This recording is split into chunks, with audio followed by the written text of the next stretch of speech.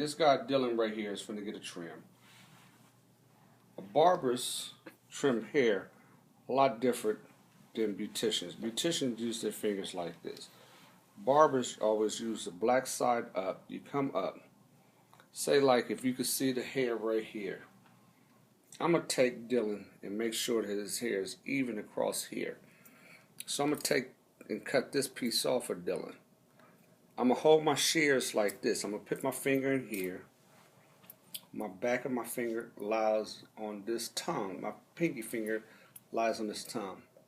My thumb is going to go in here just like this, as you see my hand. You never move the scissors like this with the hands. The hands never do like this. What happens is, you have your hands in here like this. This is the steel blade.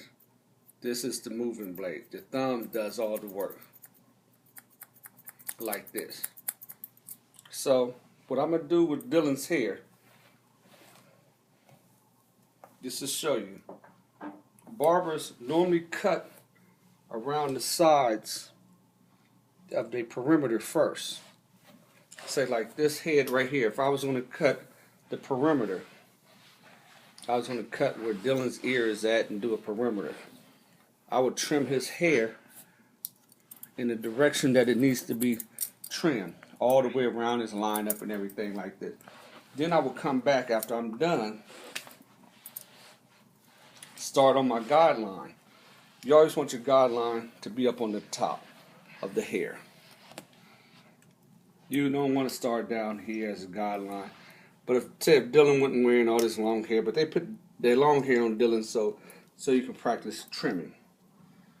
Okay, so I'm going to comb his hair down. And just say if Dylan was going to wear this, and I was going to even all this out right here, which I'm not right now. I would trim Dylan right up in this area right here. Then I would come to the top. I would comb his hair to get a guideline. You always want to start in the center of the head for the guideline. You want to comb the bangs down some, because you don't want to mess with the bangs right now anyway. You would take his hair up, and remember that the barber always look, and he's going to look at the knuckles of his hands when he's cutting. He's going to only cut from here to right before the knuckle. You never want to cut way up in here, because you'll end up bleeding, either getting cuts up in this area. So what you want to do is you want to comb his hair up. You can wet it. You don't have to wet it. But just remember, if you wet it, the hair stretches a little bit.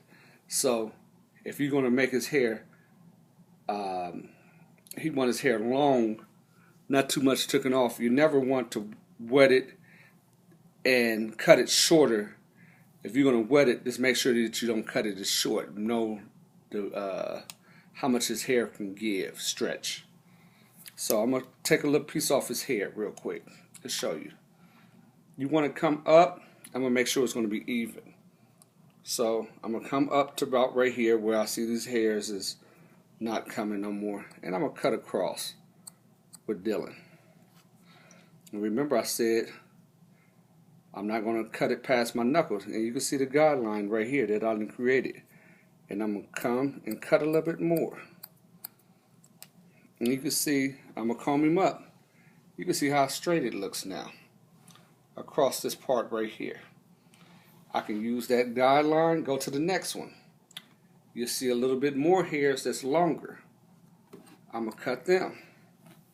And you can go back and stay within that guideline. Cut a little bit more, go back a little bit more. See what's in that guideline.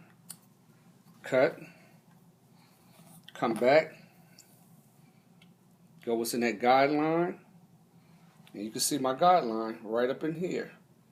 You see my guideline right here. You see the hair. You see me taking it off.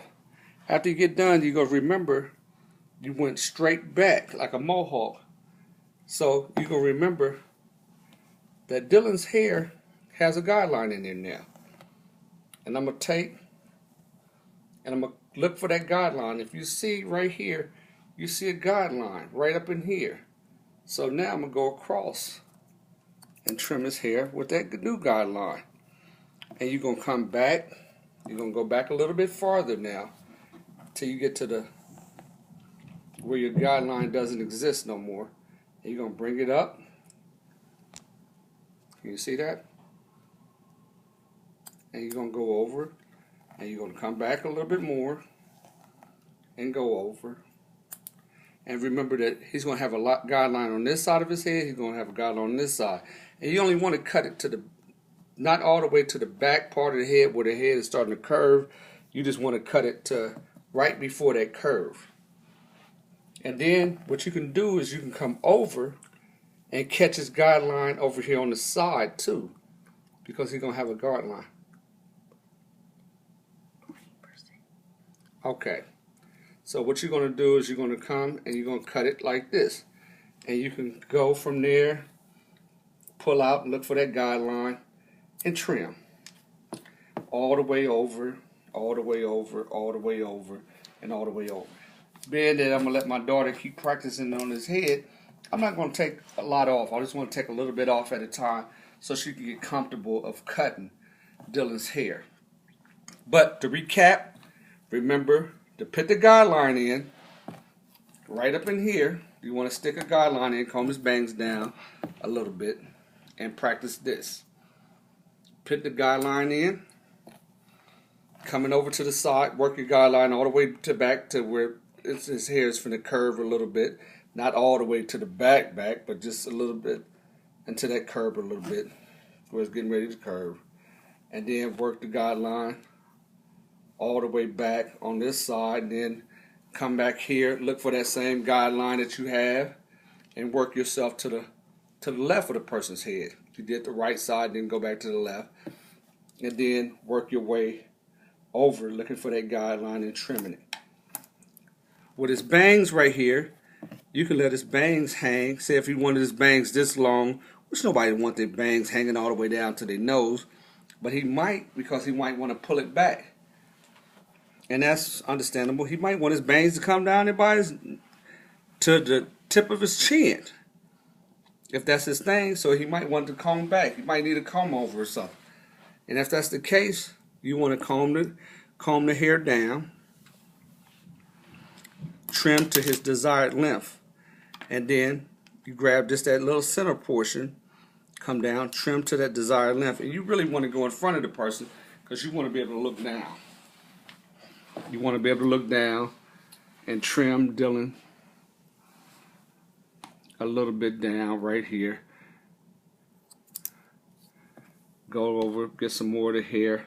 Look for that guideline. If anything's sticking over, trim it like this. And that way you can look and see.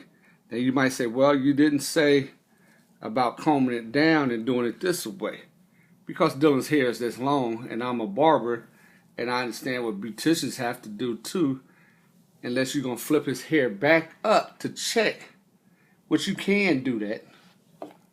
You can flip it back up after you establish that guideline, and you can go and trim it. And you want to trim it to the corners of his head. This is bang area. You never want to trim all the way back like this. Just the right here to the corner of his head, where his head right here. That's the bang, where it's going to hang over his face. And we want to get the bang out the way after that. But that's the gist of the whole thing on trimming. After that, we'll go do something else another time. Thank you.